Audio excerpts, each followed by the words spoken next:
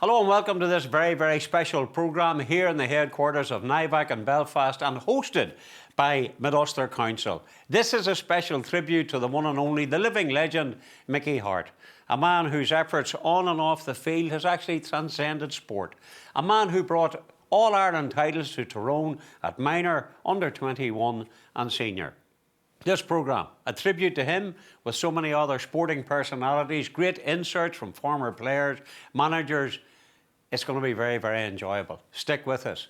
And no better way to start than with some fantastic music. We've got Plunkett McGartland here and our own Malachi Cush, and they're going to start off very appropriately with The Mountains of Rory.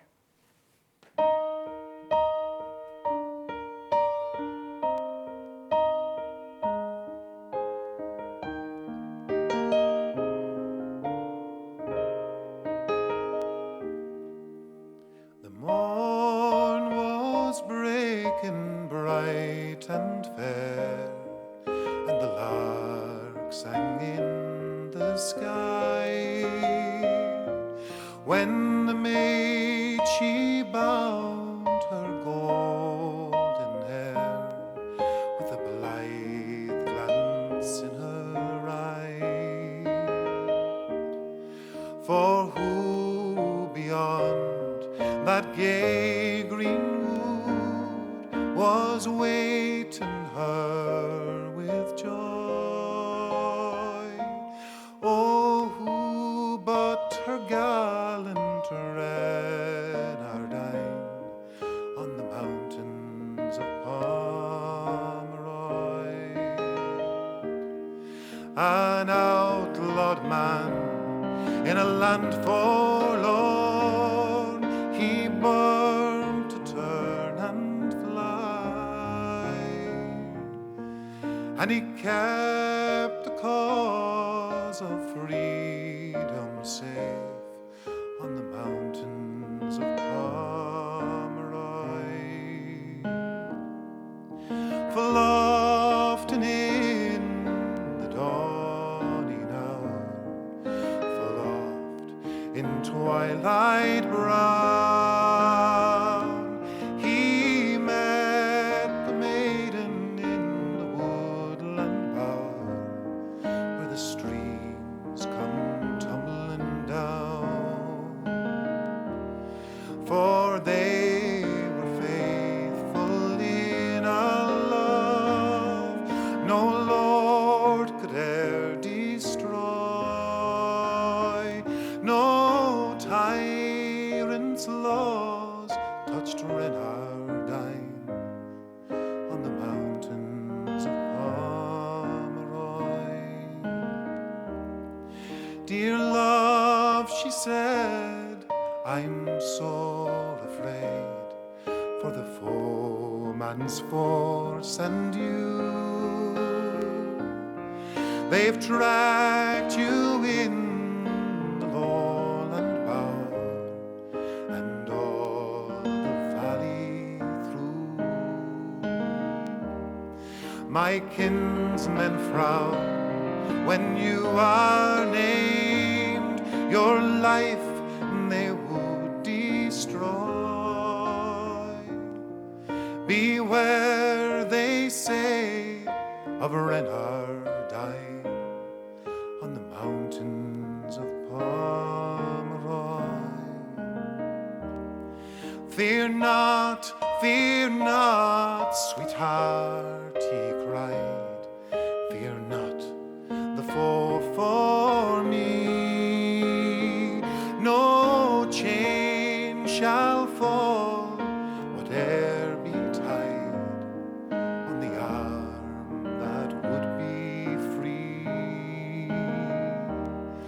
Oh, leave your cruel kin and come when the lark is in the sky, and it's with my gun I will guard you, my love, on the mountains of Pomeroy.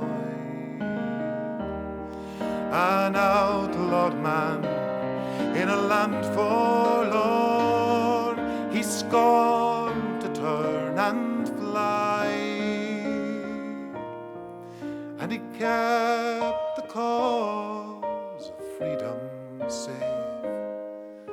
mountains of Pomeroy.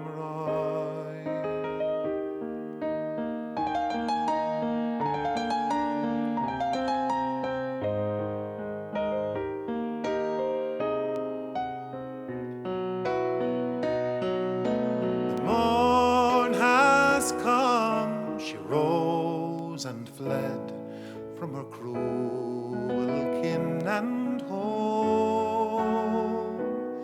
and bright the wood and rosy red, and the tumbling torrents foam. But the mist came down, and the tempest roared, and it all around destroyed, and a pale drowned bride met Renard dying on the mountains of Pomeroy. An outlawed man in a land forlorn, he scorned to turn and fly,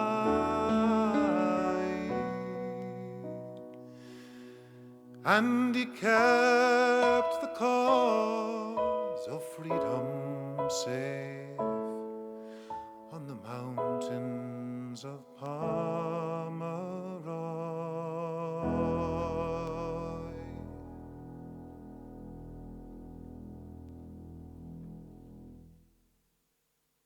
All the hype, it's still a game of football. The only thing is, it's the most important game of football they'll play this year. It's for the Sam Maguire Cup.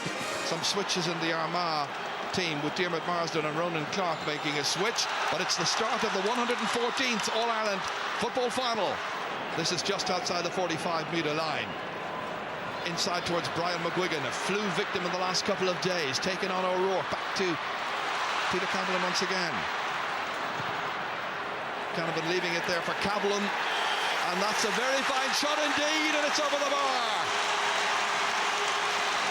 Wonderful music there from Plunkett and of course Malachi, superb stuff. We'll have more from them later in the programme. Now this very special event simply would not have happened without the good offices of Mid Ulster Council. I'm delighted to say the chair of the Mid Ulster Council is here, Councillor Cathal Mallaghan. Cathal.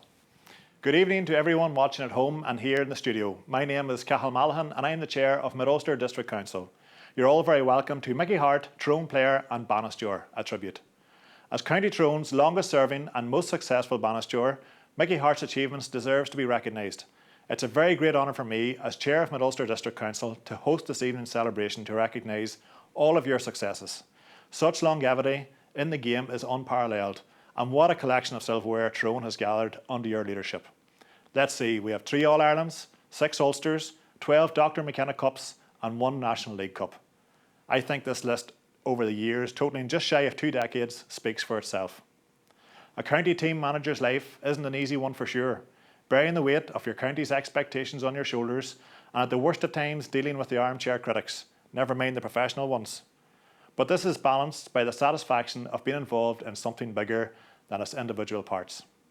When the going is good, lifting the spirits of the fans in the stands and at home, and the unbridled joy of winning must make the dark days more bearable.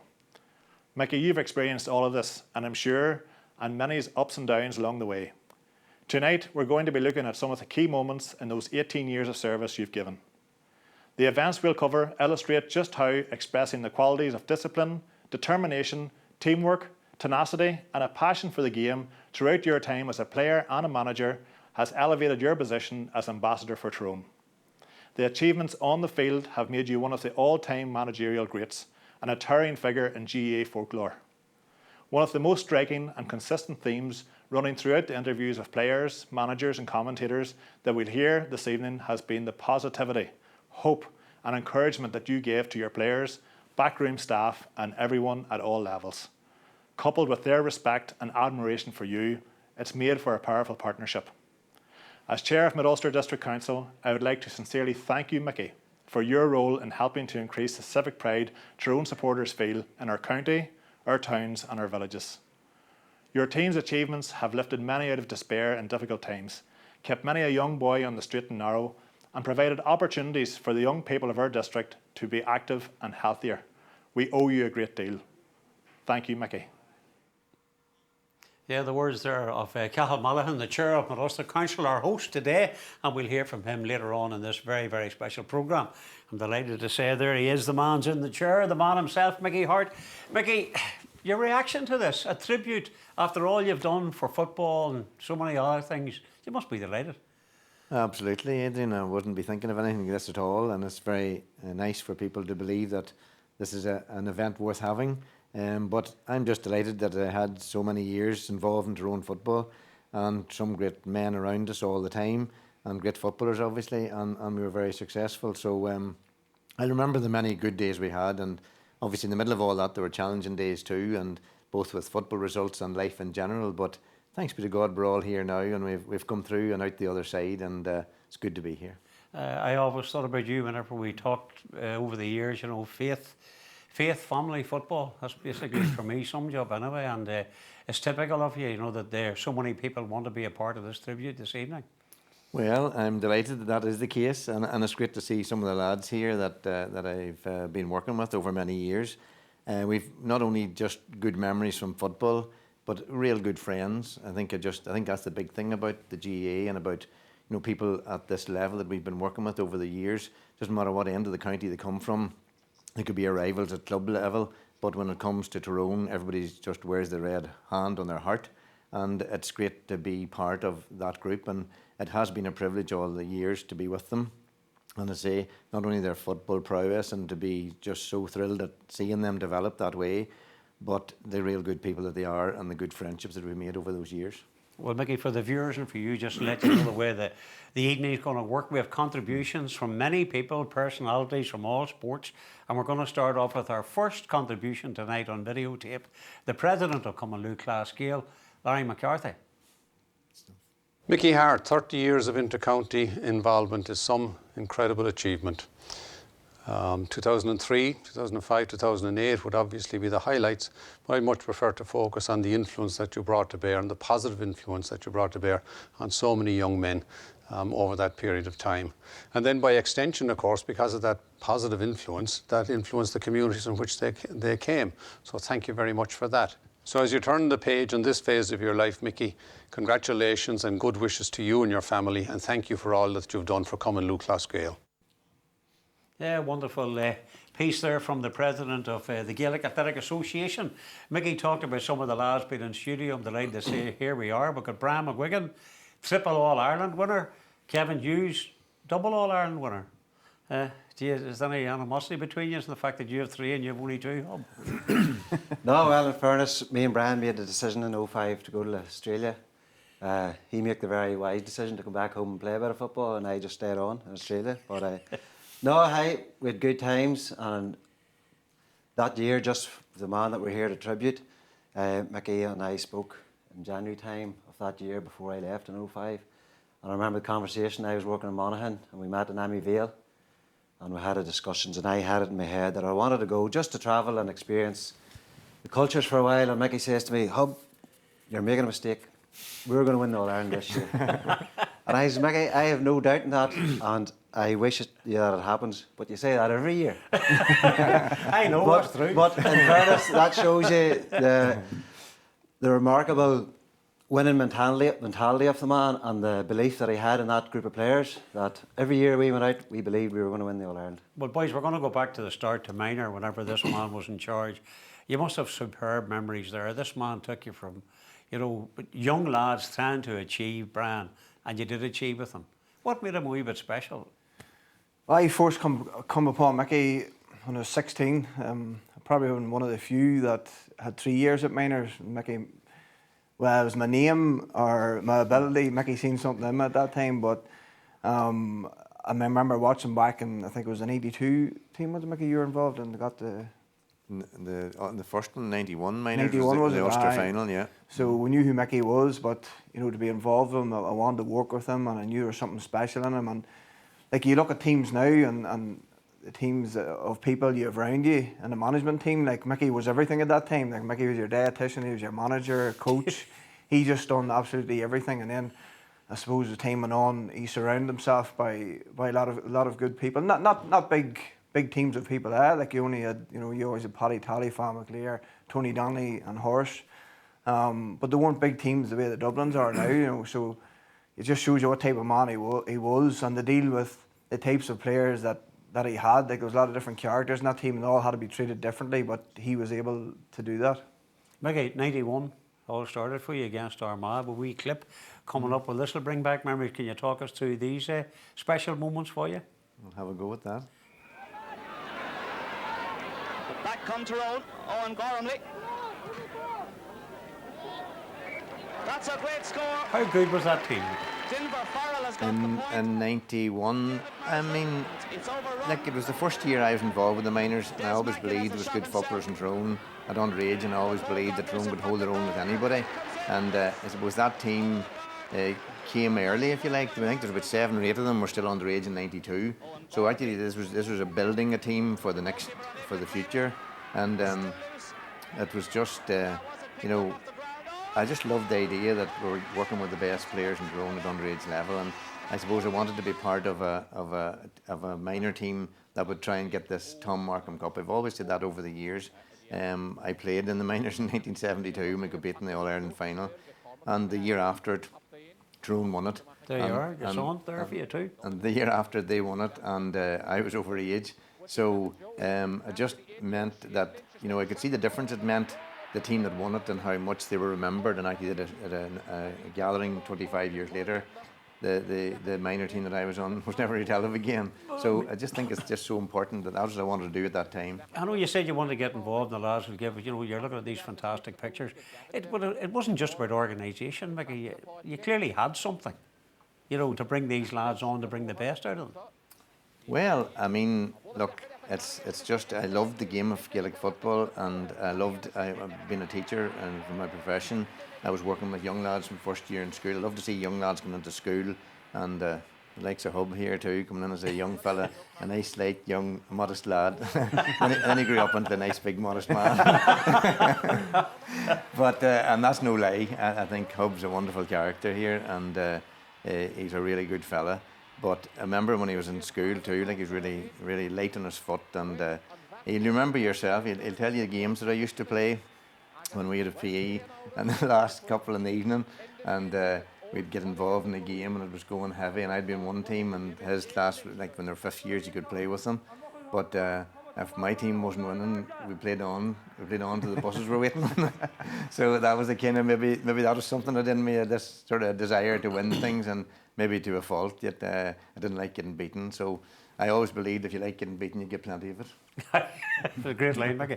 Hub, do you remember any particular games that stand out for you as a minor? I think I listened to you one time recently, talking about a game of Kerry, wasn't it? Well, obviously, touching what Brian and that said, and Mickey touching on there about school, I obviously had Mickey as a PE teacher at school, and from an early age I knew the winning mentality of him, and that desire to win, where it was just with a group of lads out in the all-weather pitch, and the last double period of school, it was the same with minors. And in '87 we were very fortunate to come, a good group of lads had come through, and then you asked there, that minor replay, I think, in Parnell Park, was a real turning point for a lot of us young lads, because we were up against Kerry. We'd come back late in the drawing game and got the equalisers, and then to go to Parnell Park and to come out the victorious side of a real minor classic, as it was billed at the time, it really stood to us. And I suppose at that stage, Kerry were the kingpins. When we grew up watching them in the golden years and the golden era, it was always Kerry, and we had got one over them. And it's set on stone there that we had the belief then that we could go and match the best. We've got some footage of that game, and if you want to take a look at the screen, if you remember any of these moments. It's a particularly heated game, actually, at one stage. Yeah, well, you see, we played in a vocational schools All-Ireland final the year before, a few months earlier than that, in May time, and Kerry had beat us in the final. And I remember in particular John Sugar, who I was marking in that game there in Parnell Park. He was the vocational schools captain. And we really felt we owed them one from that day, and that's why I suppose in even a short space of time there was a big rivalry already starting between Kerry and Tyrone, even at that young age. And that's why the game was very evenly matched players-wise, and it was just pure grit, determination and hunger who won it more. It was hot and heavy, wasn't it? It was hot and heavy, if I remember. Aye, well, I mean, it was a battle to the end, and it was a replay game, and I think Kevin coming at a time in his life when he had a lot of things to deal with, far more important than football, and the fact that he gave us so much that day is just a credit to him. It was very important, it was significant. I remember that day, that game going on into extra time, and there was men literally just being carried onto the field. I remember the late Cormac, God rest him. I remember him coming off because he was just absolutely nearly exhausted. Got some kind of resuscitation on the sideline and walked back in and played on, you know.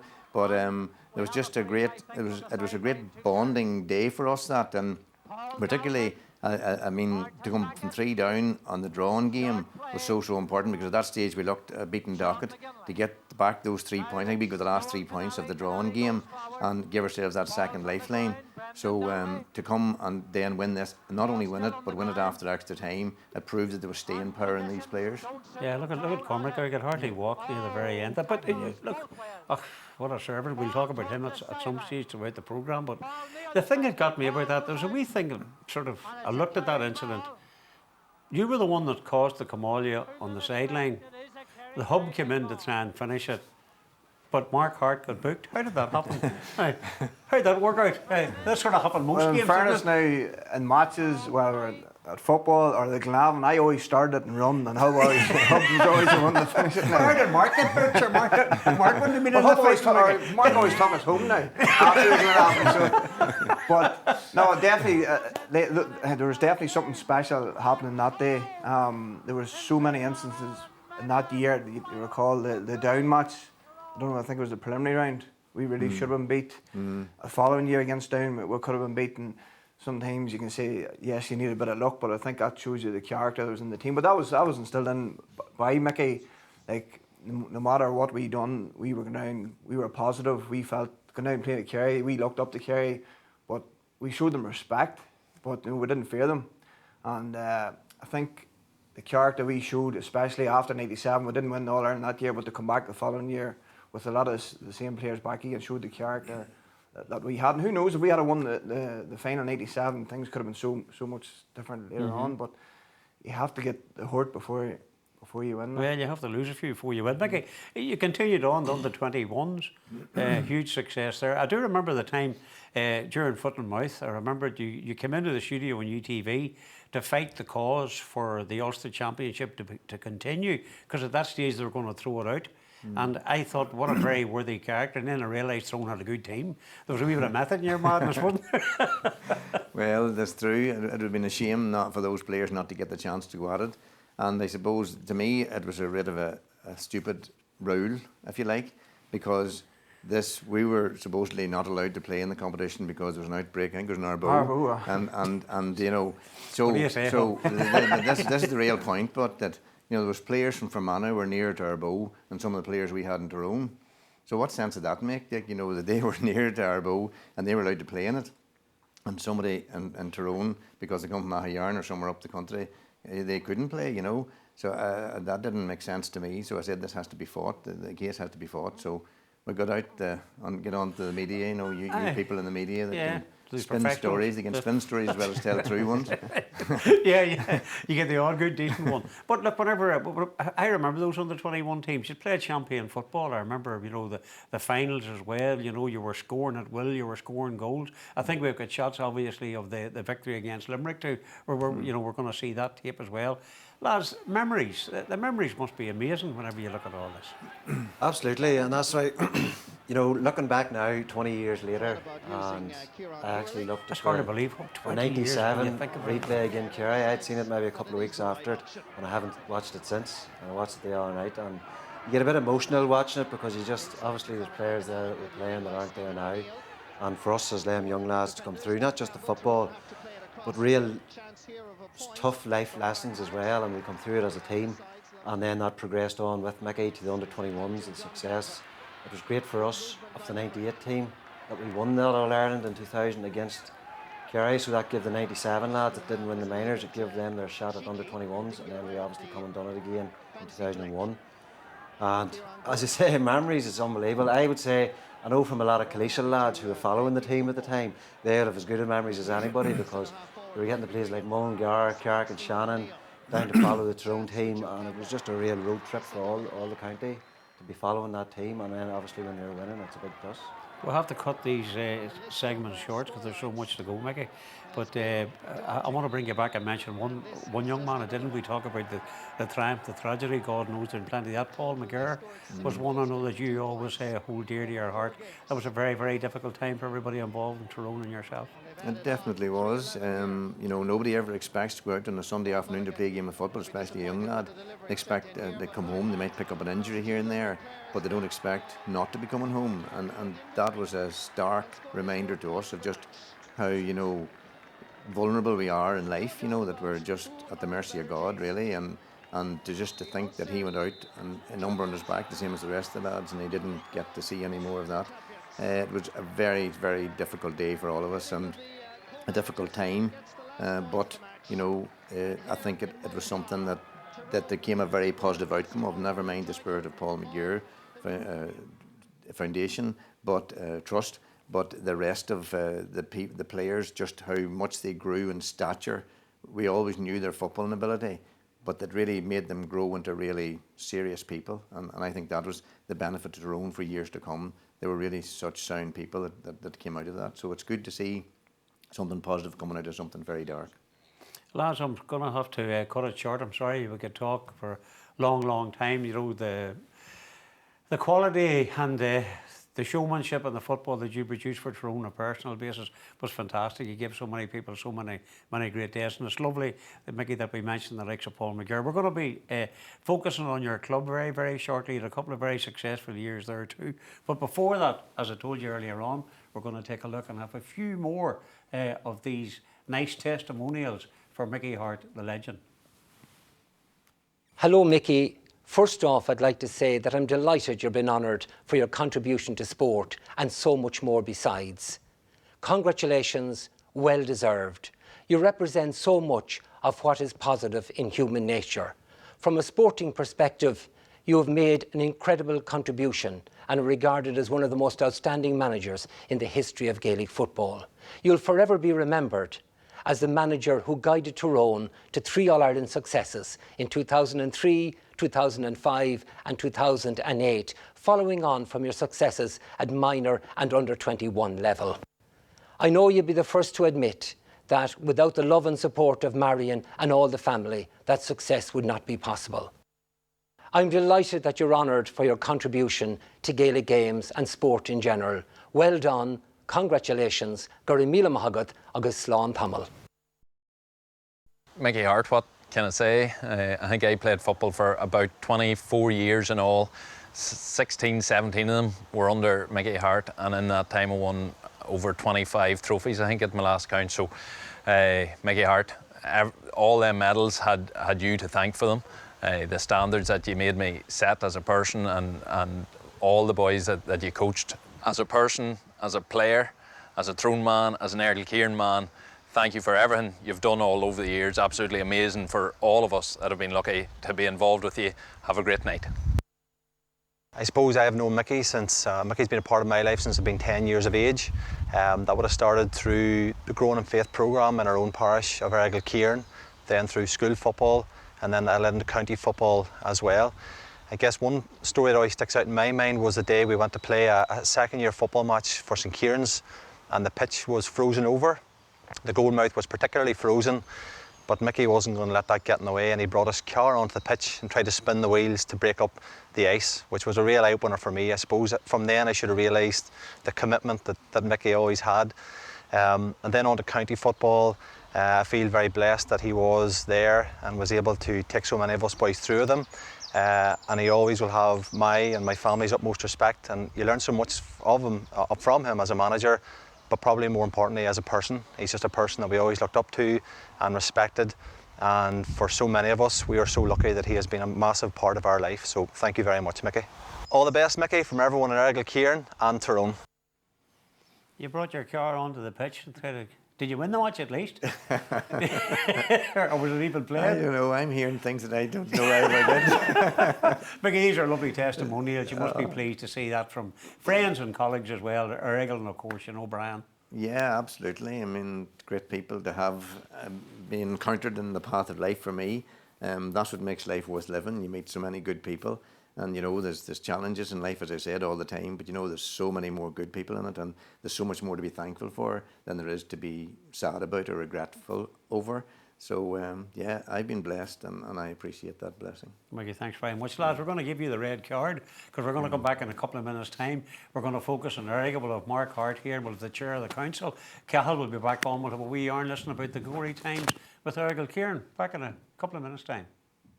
Found at a crowd of over 82,000, the clash of football's most consistent forces. Kerry and Tyrone, between them the winners of the last 5 All-Ireland titles.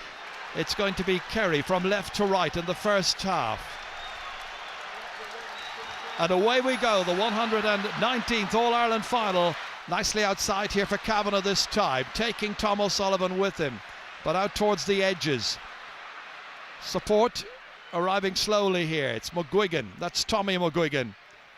Keeping it moving here. Davy Hart up in attack. Nicely angled shot, beautiful accuracy, and Davy Hart puts it over the... Here's Brian Dooher. Young's chasing after him, still chasing after him, shouldering him up, but the ball didn't go out. The umpire and linesman's decided. Dooher has a go from an angle and puts an almost impossible ball. Yeah, welcome back. We're now moving on to Errigal Kieran and the great efforts that Mickey did for the club. Cathal is back on the stage with us now, and obviously the man himself, Mark Hart. Mark, I have to say to you, what was it like, the man being your daddy and the manager on occasions? It must have been difficult. It was a mixture of everything, but I suppose ultimately you knew that he had that burning desire to win, and sometimes that meant that you played and sometimes it meant that you didn't, and you had to accept that his ultimate goal was, can we get a victory for these bunch of boys? And I think that's unique, I suppose, about team sports, is there's a collective. So you park individual relationships and you park individual... Wait a minute. You're going to tell me that you sat in the kitchen, you didn't yap your dad. If you didn't get picked, you didn't say, how come I'm not playing, did I? No, if I played, didn't play well, I went to the garage. And if I played all right, I stayed about. So, no, it was... I suppose when you grow up and that's all you've experienced, you don't know anything different, Logie. And that was what it was from the start. So from...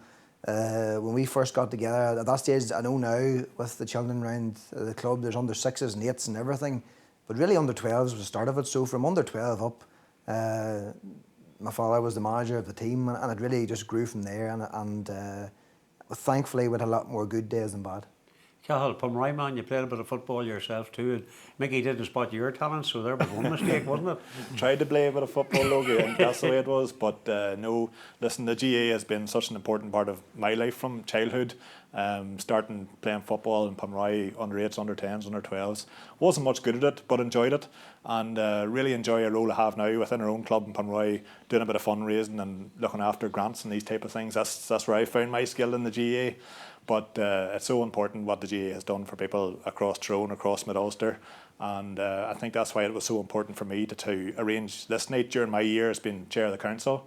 And whenever I raised this in the chamber a number of months ago, it was fully supported from all corners, because not just because of Mickey's achievements on the field, but it was off the field as well, because Mickey's done so much for people right across the community, and we felt it was so important that he should be acknowledged in some way. And it's been such a difficult year because of COVID, and I really see this as being the highlight of those 12 months, trying to put some sort of positivity back into the scene again. So I'm really glad that we've been able to do this for Mickey and the Harts and for Tyrone GA. That's very nice to hear. That's a very nice tribute. Everybody involved. Mickey, it's great when you win for Tyrone. What can I really, as a Clarksman, can I tell you, you know what it's like when you do it for your club. What was it like whenever you took over at the club? Did you feel a sense were you worried, were you concerned that you were going to have to deliver because it was your own club, because it was Errigal?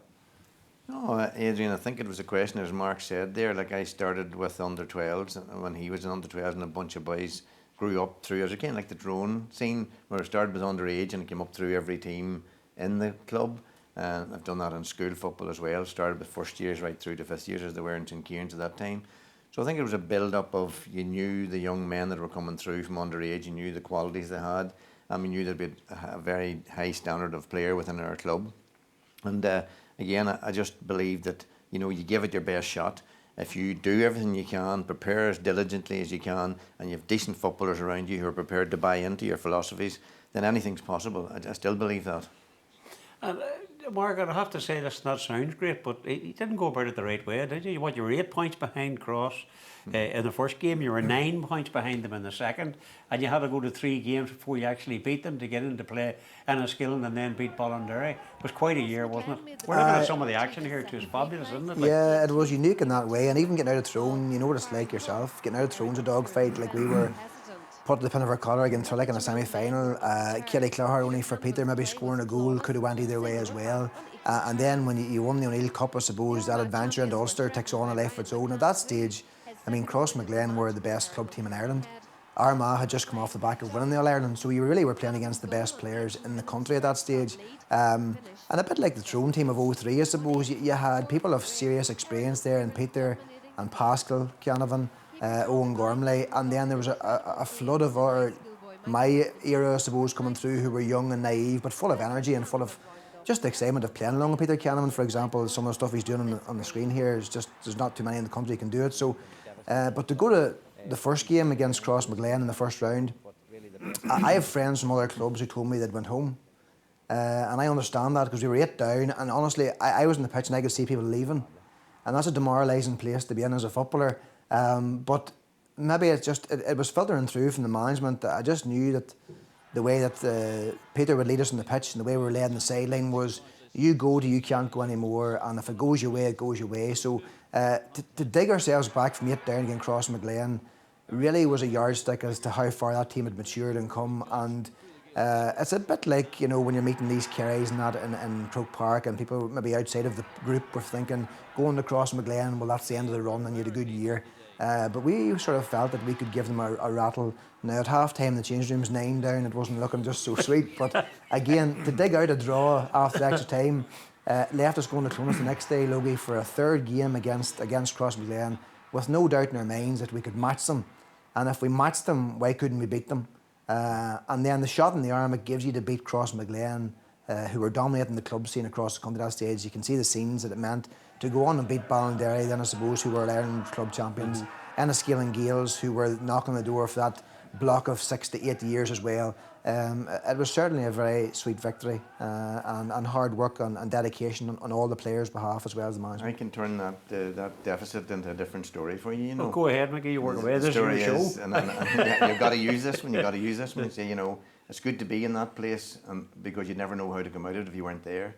So if you were always in front and never met the deficit of 6 or 8 or 9 points, then you'd never know how to deal with it. So we got some practice at dealing with that, you know. And I'll tell you, I remember what Mark's saying there, particularly in the replay at Crossmaglen, when it was 1-9 to 2 points, I think, because it was at half time. And just before that, or 1-8 to 2 points actually, it was 11-2. Just before half time, they were pressing, and just on the cusp of getting a second goal, it had been curtains for us at that stage. But our defence put in heroic work and stopped that, and John Devine in goals, we saved a certain goal. And that was my first thing. I went into the dressing room at half time. He says, you know, boys, I know we want to win this game, because if we didn't want to win it, it would have been easy to concede that last goal. And if we had conceded that goal, it was lights out. And they didn't, and they came back, and they'd come to draw the game, 2 points each in extra time. We went to the third game, and we went to Clonus knowing we could win that game. Every time I talk to you, Mickey, I feel like talking out myself from going playing a game of football. I think we're going to win everything. Mark, I know it's difficult to ask you this here, but can you sum up your daddy's contribution when you think about it, both for club and county, what he's done, and indeed for the game? Well, I suppose the best that I can do is to listen to the players that he's played under, because no matter what I say, you know, the bias is probably there, but I know when the doors close and everybody goes home, the hours he puts in, I know the passion he has for whatever team he's over, I know his ruthless desire to win at all costs, I know his togetherness and his ability to gel a group of young players or senior players. So I know that if the players under his watch match his desire and match his hunger and his want, then whoever he's working with will be damn hard to beat and will probably be successful. And that has not diminished. I've seen him waking up after losing horrible games where we should have won or we could have won, maybe All-Ireland semi-finals, and he's disappointed that night, and the next morning he wakes up, he has a pen out and he has a page out and he's plotting I know where we went wrong. And I've seen him after All Ireland finals where everybody else is still maybe celebrating to the Tuesday or Wednesday and the pen's out and the page is out. I know how we're going to do back to back. So his desire and his work rate and his will to win has not been tempered by success, has not been quashed by sickening defeats. And right from the first day as a minor in 91 to his last day of the seniors last year, that's a trademark that he has carried, and I think his teams and his players have benefited from that. I think you could do well in politics, Cathal. Thank you very much indeed for this particular section. I appreciate Cathal, obviously the chair of the council. Mark, thanks very much for your contribution. We're going to start off now this next part with more music. We've got Plunkett and Malachi, and I think you're going to enjoy this.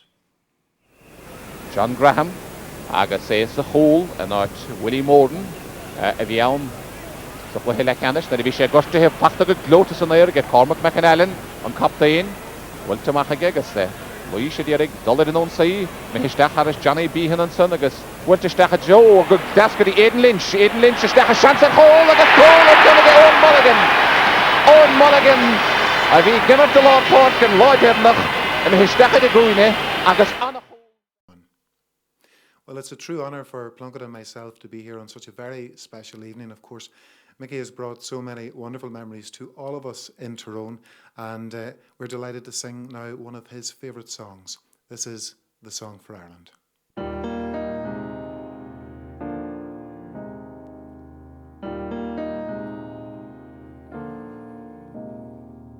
Walking all the day near tall towers where falcons love to play.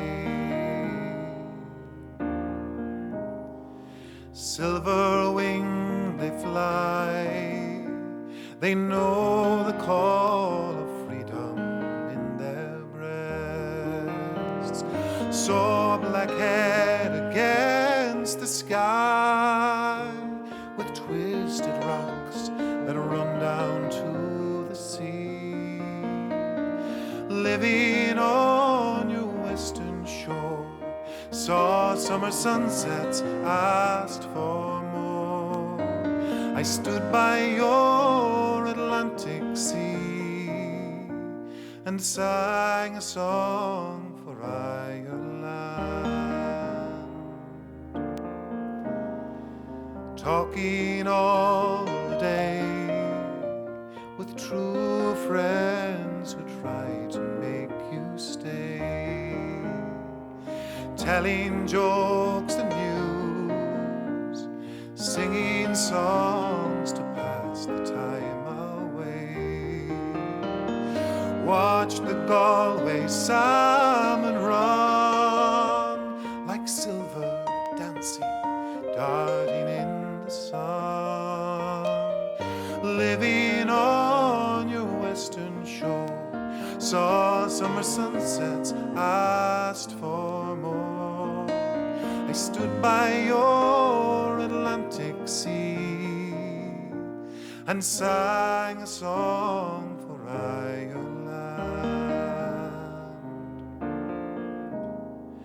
Drinking all the day in old pubs where fiddlers love to play. Someone touched a bow, he played a reel that seemed so grand and gay. Stood on Dingle Beach and cast in wild foam, we found Atlantic bass. Living on your western shores, saw summer sunsets, asked for more. I stood by your Atlantic sea and sang a song for Ireland.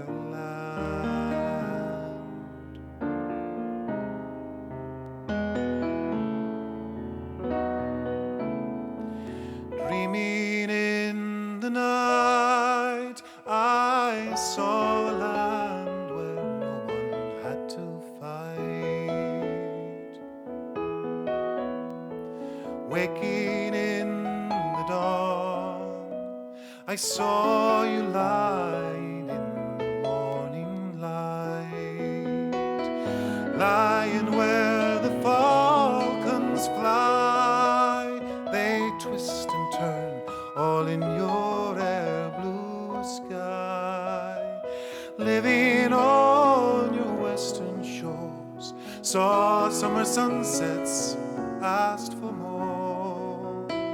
I stood by your Atlantic sea and sang a song for Ireland.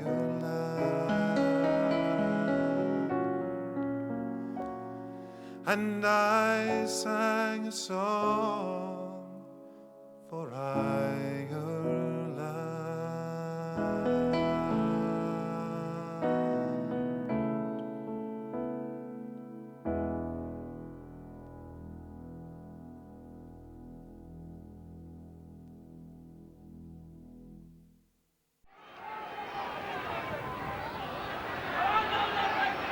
Gavin Devlin thought about using Kieran Gourley, thought about it again and decides that it is the right option. Owen Mulligan inside to Cormac McAnallen, good running by Stephen O'Neill. 4 Limerick defenders, Joe Campbell. Tyrone have to play it across field. Chance here of a point for Mark Hart, and the sides level again. This is the captain, John Galvin. Good movement by Limerick.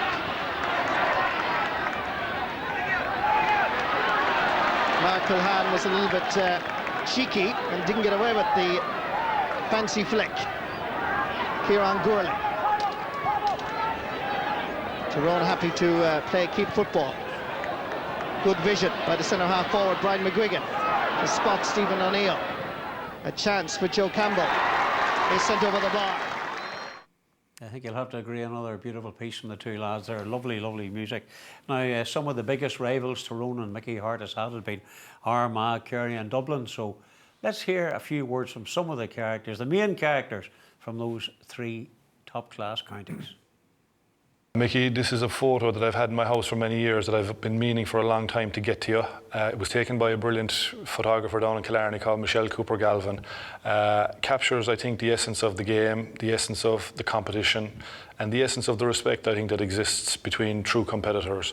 I would love for you to have it. So when Peter got in touch for me to speak, I felt this was my opportunity to get it to you. So as a sign of my respect to you, Mickey, and the regard that you're held in down in Kerry, I would love for you to have this for your home. And I want to wish you well, all the best going forward with Louth, and congratulate you again on a managerial career that pushed the game forward in a number of ways and made the game better and made all us competitors better as well. Mickey Harte has been a lifetime hero for so many in the GAA. His service to the game has been immense. His contribution to Tyrone football and to the GAA as an organisation has been massively significant. Mickey Harte, people like him come round once in a lifetime, and he's done an amazing job. Highly competitive as a manager, as a leader, dignified, honourable and respectful at all times, and he truly has been an amazing individual. Mickey, massive congratulations on your contribution to the GAA over the years. It's been immense, and I know there's much more to come, so the very best of luck in the next phase. I want to congratulate Mickey Harte on nearly 30 years involvement with Tyrone minors, under-21s and seniors. And the remarkable thing is that he won All-Irelands with each one of these teams. The longevity of his term amazes me, that he was able to be driven for that length of time. If you're not driven, the players don't belong catching on, and Mickey certainly was able to do that. He educated young players, brought them through from minor on to 21 and senior, and made them winners in every code. After 29 years, you'd think that he would nearly be, his time was up when he stepped down, but no, a week later, he's back in football again with my neighbours, Louth. So Mickey's still driven, and as long as he's driven, he'll stay involved. All the best, Mickey. Congratulations for everything you've done. The people of Tyrone should be very proud of you. To last nearly 30 years in the game, you had to be driven and motivated. And obviously, you handed all these great qualities down to your players that made both you and them so successful. And then when you stepped down with Tyrone Instead of putting your feet up, getting the pipe out, you automatically went straight back into management with my near neighbours, County Louth. They will certainly benefit from all those years of experience that you have with Tyrone. And I wish you well in the future, Mickey. People at Tyrone should be very proud for what you've done. Yeah, those are fabulous testimonials, Mickey. You must be very, very proud when you hear that from some of the greatest rivals and some of the rivals that actually made the game so special in those years. Yeah, I never imagined that at a stage in my life I would have people from Kerry and Dublin and Armagh who were very successful bringing those nice messages to me. But it's a privilege that I have found myself in this place, and I'm really pleased that somebody has pulled this all together, like Cathal here in the council, on behalf of the council and yourselves, putting this on, and huge amount of work. I know the preparation and work that's to go into what you're doing right now, and I'm humbled by all of that, and these people whom I'd have looked up to as well, you know, all these counties and their achievements, and to think that maybe Tyrone we can almost sit around the same table anyway. Michael, we have the photograph actually from Paul Galvin who got it up, and you battled with your daddy for many, many years. Let's hold it up to see it again. That's it. I thought it was a really nice gesture of his, and Mickey, you remember that? I do. Is that in Killarney in 2012? Yeah, and it's not many people have an arm like that. But it just shows you Paul Galvin is an amazing character. I just think he's a wonderful man because he's got that sort of eccentricity about him that is very unique and very special as well. And you know, I remember him even when he was playing on those minors of '97. He was a name on that team there too, and never expected to get to know as much about him as the years went on. But I like his you know, he's a serious operator, and you just have to sit back and admire these free spirits that come along in life, and he's certainly that, and had to be very dedicated as well to do what he did at Gaelic Games. But it's amazing just the gifts and talents that God gives to different people and how they carry those gifts forward into life. It's an amazing thing, and he's one of those characters you could really enjoy. I know that. Michael, I'm honoured to be involved in this tribute to Mickey Harte, the living legend, as I would describe him. You know what I mean? But he was your daddy on the line, and he was always so very calm, or looked very calm. Go on, let us know the truth. What was he like when he was on the line there, looking after Tyrone or indeed Erica? Yeah, he was very calm a lot of times, Adrian. I suppose when you're in the environment of a Pack Row Park and all you hear is noise, you look at him and you see calm. But definitely in 2020, when there's no crowd, you could hear a bit more what was going on the sideline. I definitely had first-hand experience of that sitting close to him. So I suppose going back to 2003, I was, like most of us, lucky to be in the crowd then. And from then on until last year, in part of the backroom team working with him. So the experience of that for me was fantastic. And to see up close and personal, I suppose what we thought, but what was confirmed, what all these players thought of my father and how he treated them. A few of the men there speaking alluded to the fact that, you know, he had unshakable belief in what he was about, and he brought that to the players, and they just grew with that. And you go back to 2000, I was lucky to be involved in 2005 and 2008. There's a memorable bus journey with yourself and Kevin in 2008 as well. You rubbed shoulders very close to that day. I hope they don't show videos. But anyway, from then, even from the... grimacing at the thought of it. There's a tear in my eye at the thought of that one, both eyes. From then, obviously, right through to the time after, where you had to sort of rebuild the team and bring a team back to the top table. And just as I say, the unshakable belief that he woke up with every single morning, knowing that he could bring Tyrone to the top table and bring the best out of them. To me, that's one of his biggest legacies, on top of also the trophies and the silverware. And probably that is reflected in the amount of people that have played under him who are now in management at various levels, county, club. And I'd like to think that they've brought a small piece of that with them on their journey. Just a final question. You'll be very proud of him? Definitely. Every day we are, and even I have a good friend of mine, and he often asks me, when is this man going to just retire? And you have to look at him and say his desire is still there to keep going. He wants to work with people that want to improve, and that's what he gets. That's where he gets his enjoyment from the game. And we wish him all the best in whatever he does. Well, you can give him that photograph at some stage. Go ahead. Just when you're saying they're proud, I'm very proud of our family, of our children, of my wife Marion, obviously, and how she stood behind us through all these years. Usually when somebody marries a Gaelic footballer, when the football's over and they retire, she has them again, you know. But not the case here. I mean, I spent more years in management than I did playing virtually. So I want to thank Marion and the boys here and Michaela too, obviously, for the support that they all gave to me to go on this journey. I could never forget that, and I would never wanted to, you know, a night like this to pass and not say how much I appreciate them, Mark and Michael here, and how capable they are in what they do. And Michaela obviously was just a different, special person in our lives. And Matty, who's now in America at the minute, unfortunately, not with us here, but him too, like he's a really good lad, and I'm just so proud of what they've given to me and Marion as parents. And it's just lovely to be able to reflect on your family like that and know that I'm not making this up. This is real. Joe Campbell.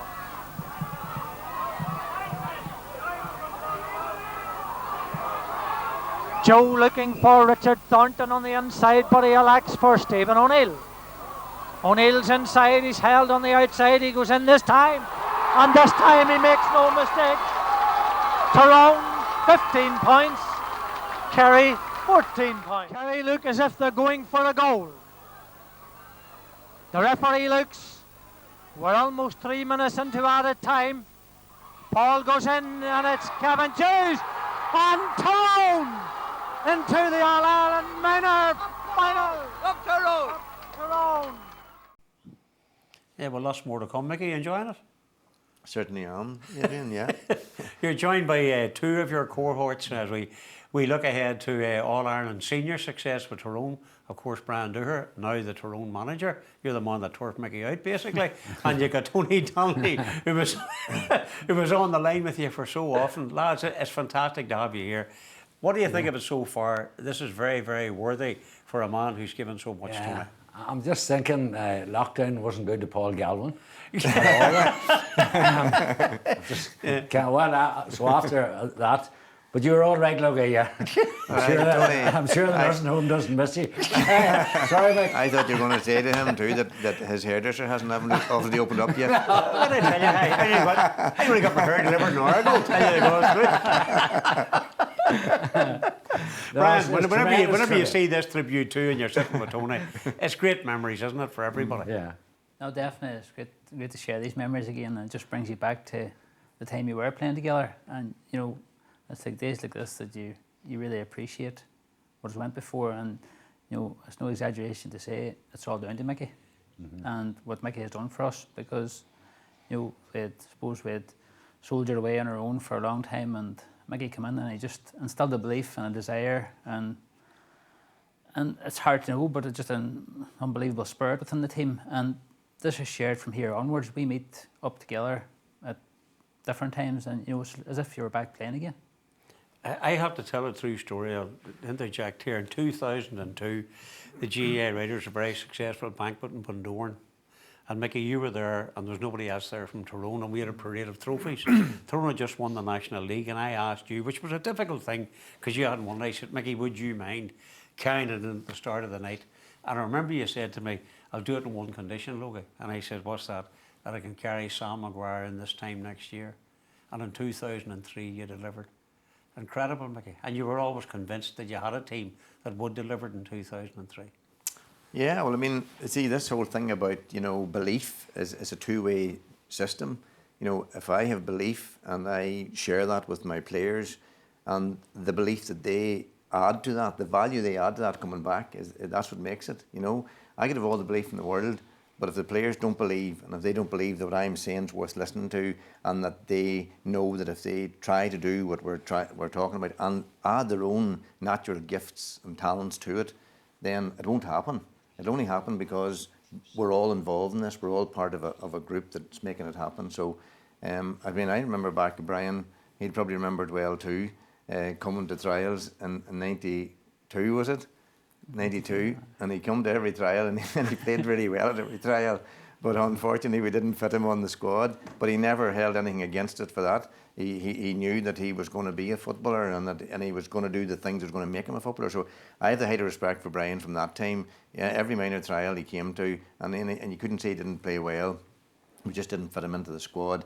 And the next year, we didn't even have to trial him. I remember, I think if you remember, told you, don't you be thinking about trials. You're in there anyway, because we'd seen enough from you the year before to know that we couldn't do without you. So that's where he started his desire to be a footballer and to bring things back to people in Tyrone, you know. We came through some rubbish in 2003, you know, people, you know, some stupid personal remarks and things like that, and yet Tyrone produced a fantastic run, and they beat their great rivals Armagh, all Ulster Fair. Great memories, you know. I mean, we'll have footage will show up here very shortly, Brian. You can talk us through some of the incidents here. The Ulster final, what were we, 27 points behind or something after Chris Lawn's leaky defence had allowed in a many goals? That was some occasion, wasn't it? It definitely was. You know, it's not a place you like to be in that far down, but it showed the spirit that Mickey had built within the team and the belief that was built, that was inherent in it. You know, things go wrong, surely. Matches don't run in straight lines, you know, and you do get the odd diversion, and this definitely was one. But there's the turning points there coming in, you know, and you know, once you come back, as Mickey said earlier on, once you come back from these places, you know, it gives you that belief that you can go there again, and you know you're going to get back. And Mickey, you made changes after that. You know, and we all know Cormac, then you put him into full back, and I think, was it after that Tyrone allowed one more goal in the race to success in 2003? Yeah, well, I mean, that's what this game's about. You know, it is one big experiment, and sometimes your experiments work and sometimes they don't. And when they work, everybody thinks you're a maestro. When they don't work, you're a fool. But, you know, there's lots of things in between that. You make many decisions that you have to review and learn from. And I suppose the big thing about that game too, I Brian was away here now, we saw the ball in the face there. We were going to talk about that earlier, and then they didn't get round to it. But the big thing with that game was not only to come back from 9 down to be level and then to get a hammer blow of another goal. I think that was what said so much about that team, because you climb a mountain of 9 points and get back, and then suddenly you're 3 more down. You really shouldn't come back from that. And they came back not with a goal, but with 3 points. So I think that has said a lot about the quality of players we had in terms of their mentality and their no lack of skill among the whole bunch, you know. Tony, like me, you were a fan there in 2003. It was actually, it's hard actually to quantify what it meant for so many people. You know, I remember my late dad, every year that Tyrone would win the first round of the championship, he would pose the question, I think Tyrone will cost us money this year. And I wish he had been alive in 2003, because Mickey, you know, helped us achieve the Holy Grail. And I remember even after us beating our mom in the final, I remember meeting our mom who crossed the street and put out his hand and says, "Have the year that we had." You know, so there's great generosity from our Ma people as well. And as you remember, look, even beforehand, people were saying we'd have to segregate the crowds and all the rest. Rubbish. And it was, what an occasion, what a match. But as you say, it wasn't that, it was hard to watch, it was just nerve-wracking to watch throughout, thinking, could we finally do it? And no, there's the block. That helped us over the line. And Brian, you know, you're looking at it as a player, and the master stroke too, that never happened before. The wee man, they take him off at half time, and then Mickey brings him on again for the second half. It was an incredible move, wasn't it, when you think about it? Well, I think that's where Mickey, you know, seen these things before anybody else seen them, and had the foresight, you know, to do things that had never been done. And as was really touched on earlier, he probably brought Gaelic football to another level, you know, and a level I'd never been to before. And thankfully, we were the team that took us to that level, and we had the success with it. But it definitely, Mickey has given a whole new role of a manager and tactician, and even probably, as well as that, probably a psychologist as well into the middle of it. You know, the amount of players he worked with and the belief he gave to them, and everybody needed individual treatment of a different type. Yeah. And just on that point, just Brian and Muggsy were very similar, weren't they? One more dedicated than the other. You can write a book about it, couldn't you? But dedicated to what? I'm not quite sure. But I think on the other side as well, the tactics and the preparation and everything, it was the pastoral care that Mickey offered as well to the squad. Any individual could go to him with anything wrong, and he would listen and he would put things in perspective for them, and he ensured that they would be okay. And I think that's a point that Mickey has done down through the years with every squad, with every player, that they always felt they could talk and confide in Mickey, whatever was troubling or ailing them. And it says a lot about the man as well as the manager. Mickey, do you ever sit back and, would you ever go home at night and watch something like that? Would you ever put it on and look at the match again and try to remember what you felt like in those closing moments? I'll do that when I retire. The way you're going well now, there could be a way yet. What do you think? Then after the first result, you Hey, I thought that was going to be an insult there. The way you're going to allow that to be soon. but then, Mickey, you know, your journey and the journey of Tyrone, it's always been triumph and tragedy. And then Cormac. You know, like I remember you rang me and told me, and it was horrendous. It was stunning news to come across. I think it was maybe Podge Gwynn rang me in the middle of the night that the first I heard of it. And you know, when you hear of something like that, and young fellas, you think they're out, maybe it's a car accident or something tragic like that, but not even to be out of the house and this happened, just unbelievable.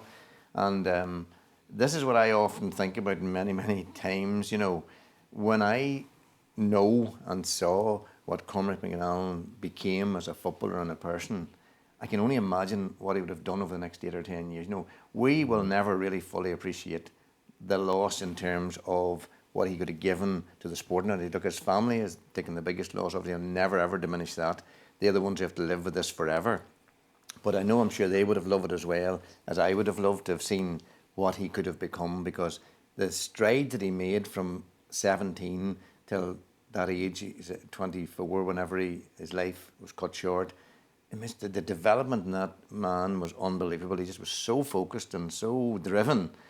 I would love to have him around. I know without a shadow of a doubt we'd have got more All-Irelands if Cormac had been there. A very special fella. I tell you what we're going to do now. We're going to actually sit back and have a tribute to Cormac, written by one of our very own, one of your own, Mickey Coleman, the Bantry boy. We'll have it now. So we'll just sit back and we'll listen to this very special tribute. Morning has broken and I hear the news. Phones, they are ringing. There's people confused. There's news that in English near the village of mine, that the angels have taken the Bantry boy. Now me heart it is breaking as I stand on the shore. For a friend and a leader, we'll see you no more. Close to your home where the trout feed on fly.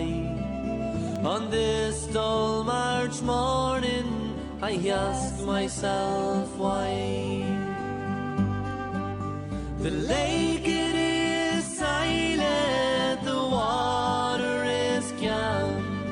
There's no fishing boats and there's no fisherman.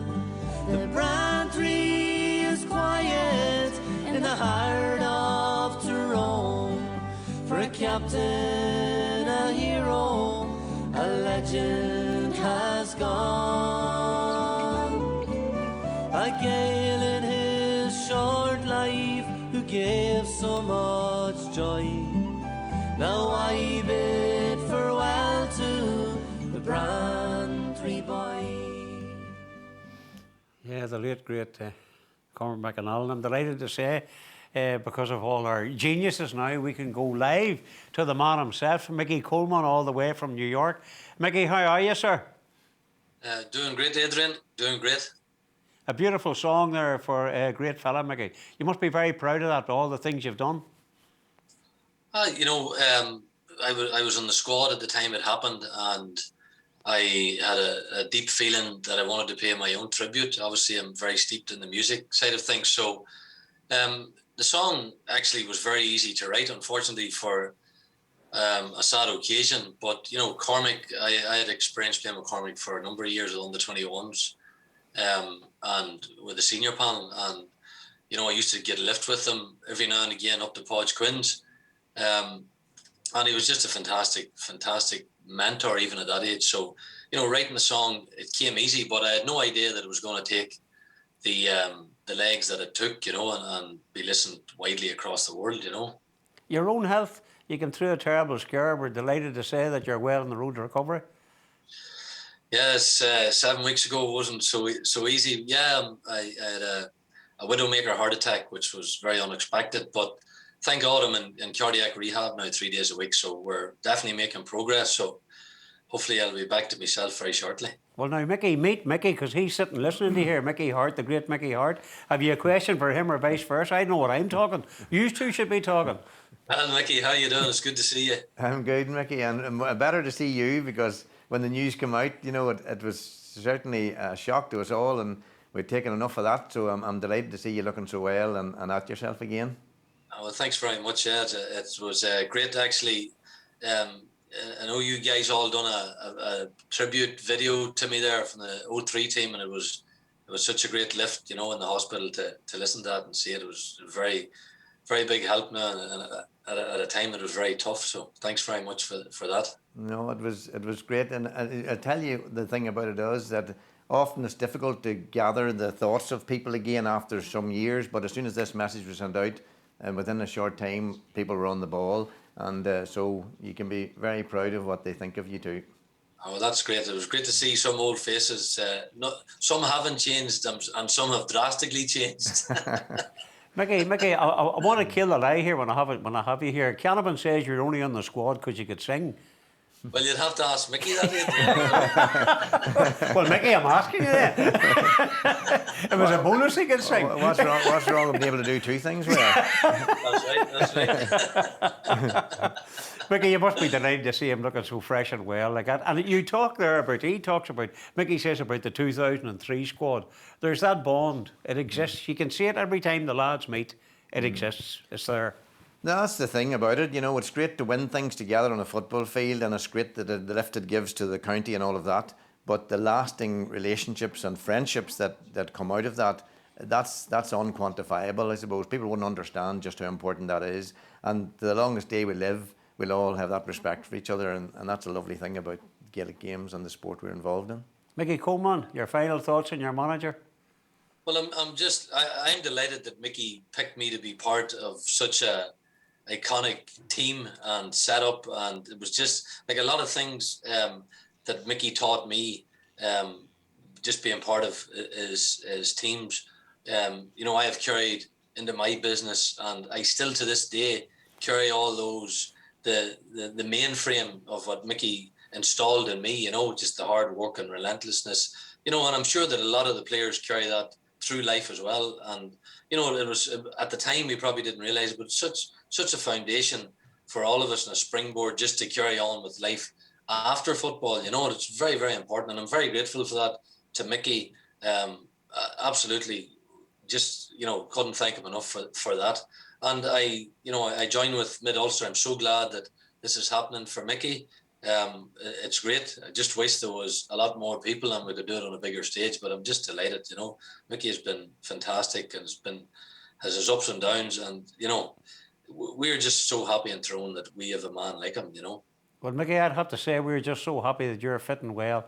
Said genuinely, it was messages from not just our own people, but from sports people from all over Ireland. We're delighted to see you fresh and well, and hopefully we'll see you again back in Ireland and looking very, very well. Mickey, thanks very much for joining us all the way from New York City. Mickey, thank you. Thanks, gentlemen. Take care. Good man, Mick. There you are. We'll have a wee short break and we'll be back with more people. Mickey, there's more to come.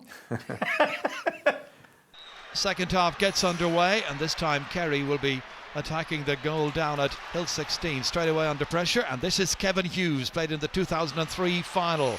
Inside towards Stephen O'Neill, who played in the 2005. That's beautifully in. What a combination! Hughes foiled. It's in the back of the net. Tommy McGuigan finishes it. About 22 seconds into. Sean Cabot has got 4 so far. Back to Davy Hart. Will he have a pot? Holds it. Waits for Tommy McGuigan. Kerry try to close it. Try to get men into key areas. Cabot kicking. Having a go. It's over the bar. Yes, it's good to see Mickey Coleman looking so fit and healthy. Well, delighted to say now Brian Dooher's back on stage along with the wee man himself, Peter the Great. Peter, you've been backstage watching a lot of this programme, the tribute to Mickey, and I know you think so much of this, man. It's a fabulous idea, initiative by the Mid-Ulster Council to put this together, isn't it? Absolutely, I'm delighted, and it was Adrian, the Chief Executive, and the Chair, Cathal Mallaghan, got in touch when they talked about doing this, and was fully supportive. Biggest problem is that they're trying to get this into an hour and a half. Not a chance. Where do you start? So there was a number of people, of course, contacted, and they were very keen and adamant that they wanted to be part of it. But I think we need much more than an hour and a half if we're going to talk about this, man. Peter, obviously we talk about 03, the breakthrough, then 05. 10 Steps to Glory, you know, the video, I think it was Tyrone brought out along in association with the GAA. Like, hard to believe what Tyrone achieved that particular year, wasn't it? Yeah, it was on the back of a disappointing 04, dealing with the trauma and the tragedy of Cormac's passing. I wouldn't have said too many would have expected us to bounce back the way we did, especially after losing to Armagh in the Ulster final. But again, it's a strength of this man, the way that he was able to pull the troops together. You know, after Cormac's passing, boys literally didn't want to play football. And he didn't push anybody, and he gave people their time to get back in it and let the people have the say. I know Kevin was on earlier on, very instrumental in the team getting back in the right mindset again and doing what we were good at. So I think Mickey, the way that he managed all that, away from everybody, away from the glare, nothing to do with being on the sideline or managing a team, that was crucial for the development of that squad, for keeping us together. And if that hadn't have been handled properly at the time, there wouldn't have been an 05, there wouldn't have been an 08. So thankfully he managed it pretty well. Brian, 05 was just champagne football. But I was going to ask you a question too. Were you in the group that wanted Muggsy to take the free kick against Armagh, or were you in the group that wanted Peter to take the free kick? I'll just say I was far away in the defence at that time. You were all over the park, so to speak, eh? No, I think we were glad. Either of them could have done it, but I think we were all glad to see Peter coming up and scoring it. 2005 was fabulous, wasn't it, lads? It was champagne stuff. Yeah, I think we're going to see some clips of the footage there, but the score that Brian was on about, that Sean Kavanagh came over to me, and people thought Sean Kavanagh was telling me to hit the free. He was actually more says, "Don't let Dooher hit it." Funny enough, I was shouting, and that doesn't matter me. But look, whenever you look at it, and Mickey, at the time during the noughties was all the whole idea of who's the team of the decade playing Kerry. Did you buy into any of it, or just do you ignore all that rubbish written by the media? Well, I mean, it's the media will be what they be. It wasn't about that. It was about enjoying where we were at, and I think elevating Tyrone up to being mentioned in the same breath as the Kerrys and the Dublins and the Galways and teams of the past.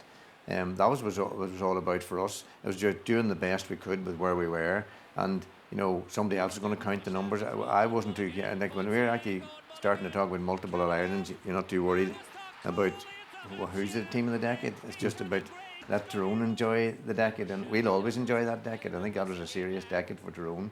Some goal, Mickey.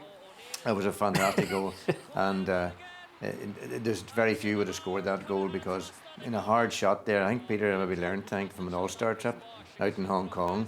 We were playing those All-Star exhibition games that are usually not much use of it for anything, but I think this one was very useful to us, because that day the big man in Kerry goals with Dermot was that who it was, and he was saving everything that was coming at him, and everything was blasted at him. He was saving it, but Peter decided he'd roll it in here as only he could, and I think that is true. Like, he learned from every situation.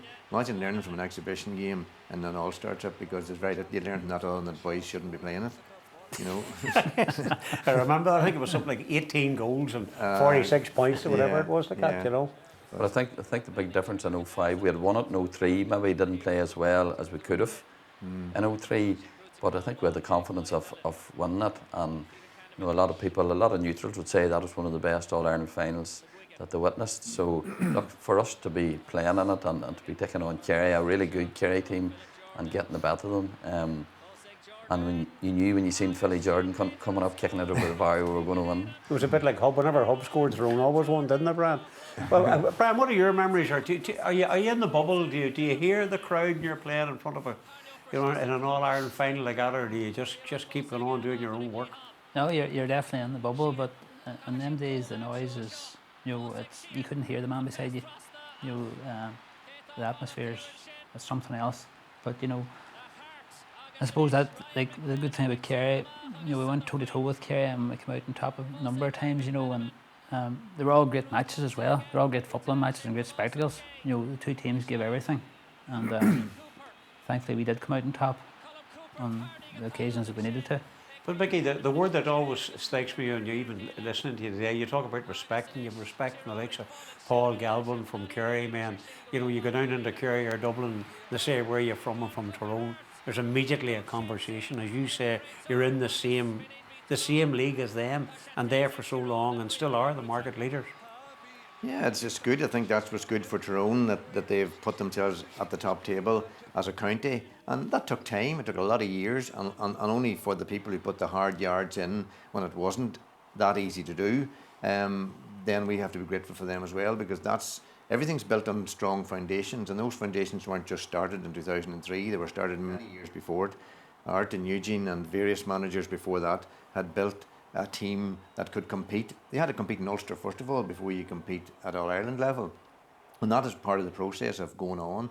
And we all try to hand on some kind of legacy to the next generation, and that legacy was handed on to us. We tried to add value to it and hand it on to the current generation. And if we do that, then we'll all be happy, because the thing will continue in a good light for our county, and I have no reason to doubt that won't be the case. Peter, you departed after 2005, and then we came to 2008. Would it be wrong to say in 2008 this was a real surprise, and yet these fellas deserve so much praise for getting through and winning an All-Ireland that year? Against the odds, you'd have to say. Yeah, absolutely. But like Tony back in 2003, I was just a spectator. But it was, look, I recall before that, I think it was in a down that defeated Tyrone earlier. Was it after the replay? Yeah, in the first round in Newry, after the replay, yeah. And just the word on the street was that's it, Tyrone was gone. And I know Fergal McCann, God rest him, had a big part to play in getting the boys back into shape again, what he felt that they could improve more, and I know they did in terms of fitness. And the longer the year went on, even that game that we're watching against Kerry, the longer the game, the last 10 or 15 minutes of the match, Kerry players were at a standstill and Tyrone were scoring for fun. Tommy McGuigan, one of the greatest goals ever scored there. And a magnificent run from Hub, which wasn't like him, But so it was, yeah, I would say Tyrone, I think the bookies was given maybe something like 20 to 1 after they were 33 to 1. Well, there you are, 33 to 1. Oh, had you Mickey had a few pound on it. I certainly did. I don't bet in my life, but that was an insult. But I wouldn't have it. But could you imagine that now, Adrian? This year a team at 33 to 1 going on to win the All-Ireland. So it shows you, to answer your question, were they wrote off? Absolutely they were, and you can see it still angers them, the fact that so many people did, and I suppose they were a team that were easy to motivate that year. Yeah, and Tyrone, it would be fair to say that too often they've incurred the wrath of people, you know what I mean? They've never been described as a very classy team, and yet I'd agree with you, that 2005 final was one of the greatest games of football I think I've ever seen.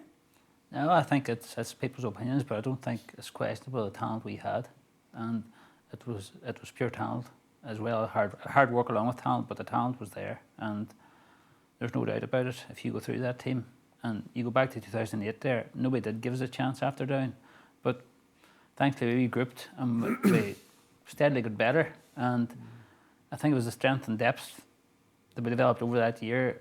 And you look at our bench that year and the men that we had on it, with Brian McGuigan on it, with Kevin Hughes on it, with Stevie on it at the end up, with Muggsy on it. It was, the depth of the panel that year was something else. But that's something I think that people sometimes forget as well. It wasn't like there was 15 players in 03 and they were still basically the same in 05 and then in 08. Actually, it was 5 different starters from 03 to 05 and from 05 to 08. So therefore, you had 10 different starters from 03 to 08. And so that showed you that there was a breadth of talent in the team. And I think, that the people who weren't maybe starting in 03 and 05 were the ones who gave that extra experience to the 08 team, and they'd be the ones sitting watching other people doing it and seeing the thrill that it gave them and that they got out of it as well.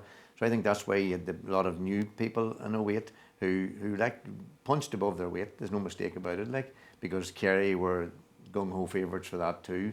And I think it's a credit to them. Each and every year the teams that won that All-Ireland, there was something very special about every one of them. Very, very special years for everybody who enjoys and supported Tyrone football. Look, lads, we could talk for a lot longer, but there's a lot more to come. And going to take a wee break now, Mickey. I want you to take a look at the screen. We have a few more testimonials from a few sporting personalities from all over Ireland. Mickey, it's an honour and privilege to congratulate you on an incredible 30 years of service to Tyrone, GAA and inter-county football. The day you joined Tyrone GAA as a coach, whether you knew it or not, you certainly burnt the boats on arrival, and there's certainly been no going back ever since. That journey has seen many challenges and difficult days, which saw your courage, humanity and faith shine through.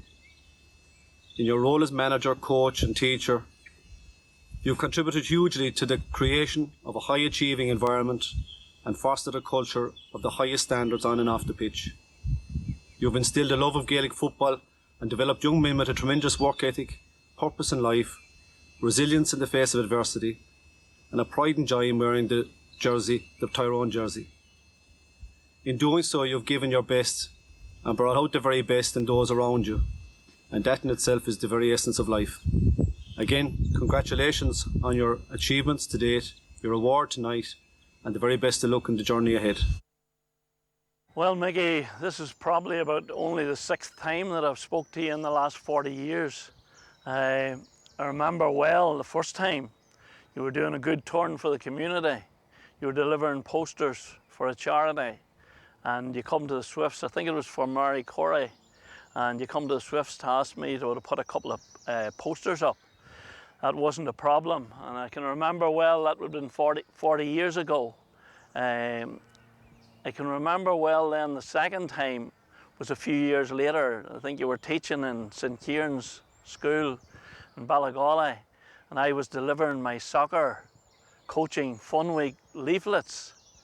And when I went into St. Kieran's, you were coming off the pitch with a group of young Gaelic players. I approached you and asked you, would you distribute these to any young boy that would be interested in soccer? I knew by your face and your reaction that you weren't too keen on that.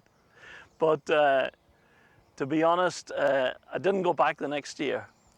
And I have to say, you've been an inspiration to a lot of people and a lot of managers, myself included, at Dungannon Swifts. I mean, I listened to all your interviews before games, I listened to your interviews after games, and always thought you handled yourself so well. You built your teams in tremendous way, where people knew their job with the ball, people knew their job without the ball, and then you got everybody fighting their corner, everybody winning their individual battle, and everybody giving a maximum amount of effort. And that brought you great success. And I think the 3 All-Irelands and 6 Ulsters and the McKenna Cup final. I mean, fantastic, Mickey. You've been just a legend in Tyrone for Gaelic football. I think the Mid-Ulster District Council deserve a lot of credit for organising this event for you. And certainly, Mickey, you deserve every congratulations on a job well done for Tyrone. I think what Mickey Harte has done for sport in Northern Ireland, in Ulster, in all of Ireland is absolutely fantastic. If you look at the way he's been able to stay at the top for so many years, and to do that you've got to evolve, you've got to change, you've got to change the way you manage, the way you approach the game. You're dealing with different personalities all those times, and to do that and to stay there for so long is exceptional. It's exceptional sports knowledge, and I think he has changed the perception of Gaelic football in Ulster, and he's really put it to the fore now as being incredibly strong. As a rugby player, I think we probably looked on in envy sometimes with the amount of success that the Tyrone guys were able to achieve under him. And then you meet this guy and he just has so much time for you. I was lucky enough to go down to their training venue just before their last All-Ireland final, and just to see the way he is around the place, the way the regard in which he's held, the way the players hold him, going down to Kelly's across the road, he still is strongly rooted in the community there, and he's still able to keep that despite the fact that he is revered right throughout, not just the county but the entire island. And it was a real eye-opener to me as to how you can still be a top-performing elite sports person, sports manager, but still be grounded, still be humble, and still be very, very engaging and have time for everyone. And I really enjoyed my time down there, and I probably learned a lot, not just about top-level sport and how to manage it, but also how to be a better person and how to be a very engaging person. Mickey, as a sports person from Ulster, I just want to thank you for everything you've done in helping to put not just GAA but sport in Ulster on the map. As a young fella growing up through the noughties, obviously Mickey Harte started off as an icon and a heroic figure in my eyes, and to, I suppose, give me something to strive towards to represent Tyrone, and to be given the privilege to be invited into the squad by Mickey and to get to know Mickey, and for Mickey to become a friend was something that gave me great pride and something I'm very grateful for. And what I learned from Mickey is obviously much more than what it could carry over to the football pitch. It's what carries off the pitch as well in life in general. To see how Mickey endured through all the trials and tribulations and still was driven, was principled, and just wanted to get the best out of everyone that was around him was just inspiring, and something that it was just a privilege for me to be close to and see in close capacity. To strive to make half the impact that Mickey has made on me and other people's lives is something that I'll carry forward, and I'm entirely grateful. The toughest man I've ever met, the most principled man I've ever met, and just wanted to get the best out of everyone around him. So for that, thanks Mickey. I'd like to add my name to the list of other people who have said all the kind things which were well deserved, and I'd just like to thank you for your 30 years of service to Tyrone and to the GAA. You're an example for us all in that how you managed yourself and how you managed to get the best out of all your teams. It's something that's admired throughout the county. May I also wish you the best of luck now that you're going to Louth. I'm sure that your support and your commitment will see them do very well. I'm sure you'll have an enjoyable night tonight, and you have all our best wishes here. Thank you. Hello, it's A.P. McCoy here. I would like to personally congratulate Mickey on what has been a phenomenal career with Tyrone. I always said that it's really difficult to be successful on one big day, but it's near on impossible to be continuously successful over a long period of time. And to last that long period of time means you have to be really, really dedicated. You have to have great vision, and probably most of all, you have to have a great work ethic. Now, I know it's a lot easier to have all those when you're as successful as what Mickey has been. Like all other football fans, Mickey, I have an opinion, and in my opinion, you will go down as one of the great county managers.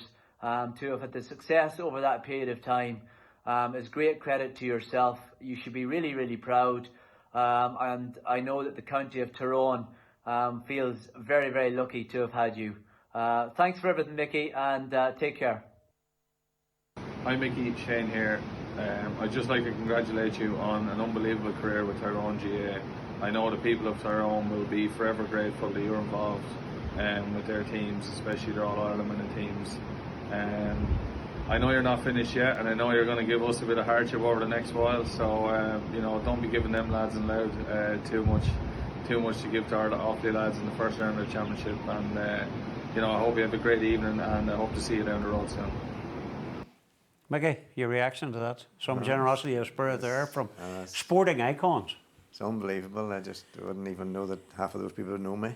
Never mind be talking about me. You know, it's just it's amazing. Like, I never thought that anything like this would come my way, and I'm so grateful to obviously Cathal and the district council here and NIVAC and all for setting this up, for yourselves and Peter and all the work's going to do. I just can't believe it, you know. Those are people I would be thinking wouldn't even know who I was or what side of the road I walked on, you know. So to think that they're sort of speaking about me as if they know some of the things I've been involved in, it's so humbling, you know, and such iconic people that they are. My God, it's unbelievable. Well, Mickey, I can tell you they do know you, because Peter was involved and I was involved, mostly Peter, in getting a few of them to do it, and every single one that was asked immediately, yes, no problem. They know all about you, Mickey, don't they, Peter? That's right. A.P. McCoy wanted just to give you a slag about not being able to beat Antrim, but he didn't bother putting it on. Brian, whenever you see that there, it shows you, you know, we can talk about it, but it shows you the esteem with which Mickey's held. I think it does reflect the esteem Mickey's held throughout the whole island, you know, and you know, it's no more than he deserves, because what he has done for us, what he's done for Tyrone football, you know, it's unbelievable, and it's something, like, personally I'll be in. I'm very grateful for it. You know, words can't express how grateful I am for it, and there's more than me and can say the same. But you know, we're going to play for Tyrone football, and you want to leave it in a better place than you got it. And I think that's, you know, I think for Mickey, what Mickey has done, you know, I think it's no exaggeration to say he left it in a lot better place than he got it. You know, and you know, only thing I can say is thank him for everything. Well, I think everybody would wish you all the best too, as taking over in the mantle of Tyrone, that right, Mickey? And absolutely. Wish you every single success there. It's going to be a difficult, hard act to follow, you'd have to say, isn't it? You know? There's no man better to do it than's in it now, so that's all good. There you are. Look, folks, there's more to come, and I'll tell you what we're going to do now. We're going to have, again, bringing it back to the family now, getting near the very end. So let's have a few more tributes this time from family members. So take a look at your screen now. So Mickey and Marion and distinguished guests, thank you for giving me this opportunity to be part of this celebration to honour you, Mickey. I see that some of the speakers are focused on some of the themes of the Michaela camps. I will focus naturally on faith, but I look forward to hearing someone's thoughts on Mickey Harte and fashion. Though suffice to say, Mickey, you're very fond of red and white. As committed Christians, we are to witness in our daily lives to the resurrection of Jesus, and in our words and actions allow others to see and experience the real presence of the risen Christ among us. Mickey, you do this in a very public way by your attendance at Mass on Sundays, but also during the week, and your own personal prayer before there is a sacrament. You have faced and lived through many Good Fridays in your own personal family life and your life as a manager. Pain, loss, disappointment are facts of life.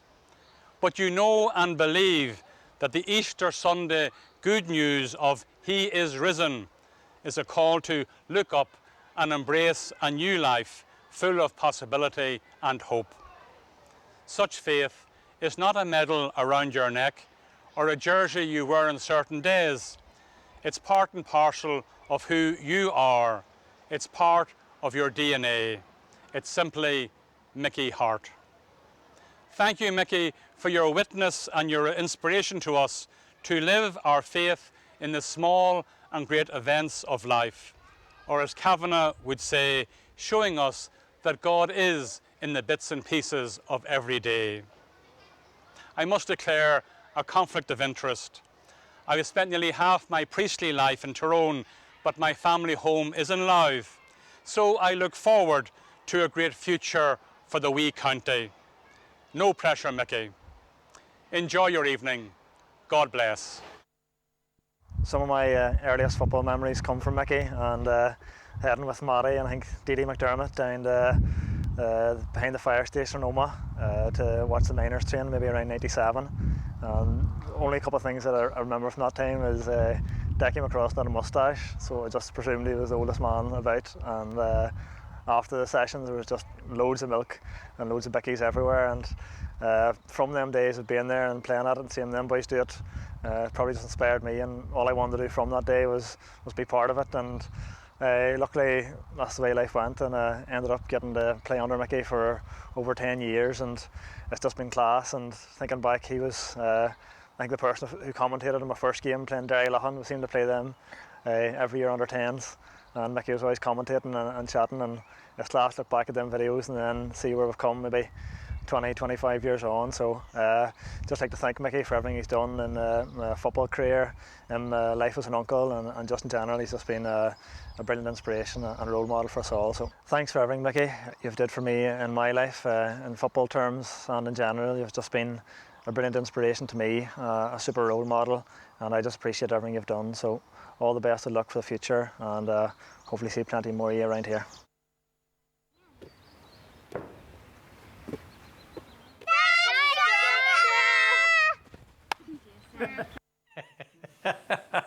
Good mover, Mickey, at the end. What do you think of that? Yeah. You'd be pleased to get. Yeah, you must be delighted to see that. I keep asking you the same question, but you have to be. Oh, that's brilliant. That's just brilliant. I mean, that's like, you know, that's the bonus of life where I'm at now. I never cease to thank God for getting to this place where I'm actually seeing the brilliance of having your own family over again through my grandchildren, you know. So it's great that Sinead and Josephine and Catherine, who are married to the 3 boys, and to have John in their lives too has been very, very rewarding for all of us. But there's such a thrill in those wee ones, you know. It's just like, I kind of say that, you know, you love your children, and you just, you know, adore your grandchildren, or you savour them, you know. So I think it's just brilliant. They bring so much joy to our lives, and indeed to my own family. I'm talking back, I suppose, where do we all begin, who we are in life? It's their own parents, and thank God for Mummy and Daddy, who are obviously long dead now, but they left a serious impact on all of us as their children, and they sowed seeds of everything that's good in our lives. So I'm so grateful to that. Grateful to all my brothers and sisters, and for nearly Paddy and Peter no longer with us either, but they had a great influence on my life too, and the rest of the family have been so supportive, and all of their children. So it's a big, big, wide Hart family circle now, and so I know that they're all very happy that things worked out so well for me and their teams, and I really appreciated their wholehearted support.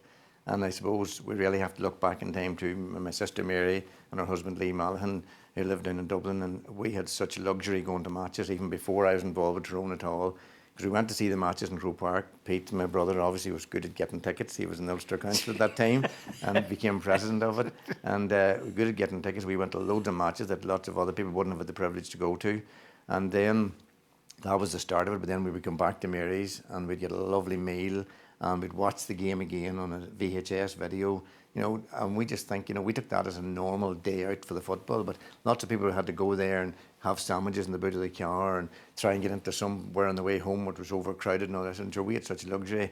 And when we were coming home then about 3 hours later and the traffic was all away, we were blessed, like, and they were so welcoming of us. So I really have to thank them a lot too for the way they welcomed us, you know, and we never forget it. Maybe we didn't say it often enough to them how much we appreciate it, but we certainly do. Oh, that's how you do, Mickey. We appreciate everything you've done for us too. But I think again, by magic, we can go to speak to a young man who wanted to be part of this here, but we couldn't fly him home. He's in Ohio, and I think Matty is with us, isn't he? Matty, there he is. What are you going to say to your daddy? How you doing, man? Good to be here. Good to be here. Great to hear all these class things about Daddy. You're fitting well over there and enjoying Ohio?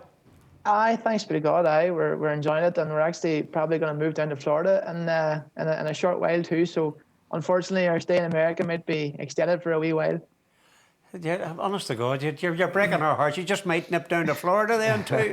It's great to see you looking so fresh and well. And your thoughts now, whenever you see this tribute to your daddy, with Mark on, you know, with Michael on, and now yourself, obviously, a family that's come through so much and given so much, and then you're sitting talking to your daddy. Sometimes it might be hard to get the right words. I know, but I can only echo what most people have said so far. Like the common themes that are coming through about Daddy's drive, his hunger and his desire and his passion, not just for football but for life, you know. And he wanted to win, and that means if it's football or board games, I mean, you could tell a few stories about what happened at home. He has a good line for his players about being psychos for the ball. He wants them to see the whites of their eyes. He wants to see them being a psycho to get on the ball. And Daddy's management evolved, and he was certainly a psycho on the line for a good while, you know. I remember minors and 21s, you know, him literally instilling into his players the kind of characteristics and things that he wanted them to do. And he was pacing and shouting a lot, and they got into the odd row. I think it's very telling, Logie, that of all the contributors, I haven't seen too many referees. And, that's for another programme. I think that says a lot about Daddy's winning mentality and how he got to do things, you know. But as a Matty, family, you were going so well there. That's we're going to cut that bit out. That's a bit We're much very now. impressed. Mickey, what have you got to say to him? Oh, sure, look, I love that man and his family, and we just miss him. And it's good to be that he's fit to be here with us, because I knew he'd want to be here. So it's great that with technology it makes it possible for you to be joining in this, because I would know that you would miss it not being there. And we just were delighted, and he had a big day yesterday celebrating Pio, the second little boy in the house, his 3rd birthday. So, and it was just, I didn't get to actually speak to him because of the change in the time. And the time I got back from Louth last night and rung him up, he must have been out or somewhere maybe. And we were at the zoo. We were at the zoo, and then by the time he come back in, I was in bed. But I left a wee video message for her. I hope you got that. I hope Pio enjoyed it. It was great. It was great that a good laugh with now. Yeah. But I want to just finish off. We lived it and loved it with Daddy. I going from training to trial matches and washing the jerseys in the bath, and that characteristic that I had of making the team the family, and it was as much a part of our family as it was anything else. He inspired such loyalty in his players. I think it's one of his greatest characteristics, that he can get men to go to war and go to war for and with him, and they were just ready to do anything. And one of my favourite memories is being in changing rooms and me being a 10, 12-year-old lad just ready to go to war as well, ready to take into boys like Liam Doyle and Mickey Walsh from Down, and, you know, Benny Coulter, and just, I want to rip their heads off, you know. Matty, that's not a very Christian thing to say. Hold on there. Maybe you revise that. in a very sporting context, obviously. But just for Daddy as a man and as a father, we talked about his achievements in sport, but I know different people have talked about it. What he's done for the community across all sides. People in hospital, people in prison, people who are looking for hope in life, and Daddy's been just pouring himself out in so many ways, stuff that goes unseen, and we're just so grateful as a family for the father that he is and always has been and will be for us, and through tough times, the perseverance and pillar of strength that he was for us, and as Father talked about, the Catholic faith that just permeates everything he does, and the gift that he's given us as a family in that. We're just so grateful and eternally grateful for the man and father you are, and we love you so much, Missy, and we can't wait to see you soon. Good man, Matty. Sí, fuinse idir na fórne. Párneo for Shisa Thumpkins. Aliros Fosege, Amachon and Gliham. Sheehan, Kahashid Cool, I'm sure, shot.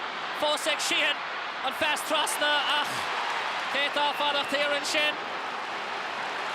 Hart, agus an ish, Ryan McMenamin ag tíocht amach agus Sutherfwy. Foseg Ryan McMenamin. Ní rud cáilte aige, rútar eis ag Tomás O'Shea. Isteach, Colm Cooper. Colm Cooper tarnaí go talún an sin ag Peter Canavan agus tá sé héin agus Cooper náir ar chéile. Agus an ish, Tyrone ag fáil an sellibh eis ach an áíre ní sé sin go róha an áíre. Con Clifford Hart and Edog Shensi ag an réitor agus finin bhí Tyrone tá sé tilteag Tyrone nach riomh bheith grúteach. Tá bhí sin Well, we're very nearly at the end of this fabulous tribute to the one and only Mickey Harte.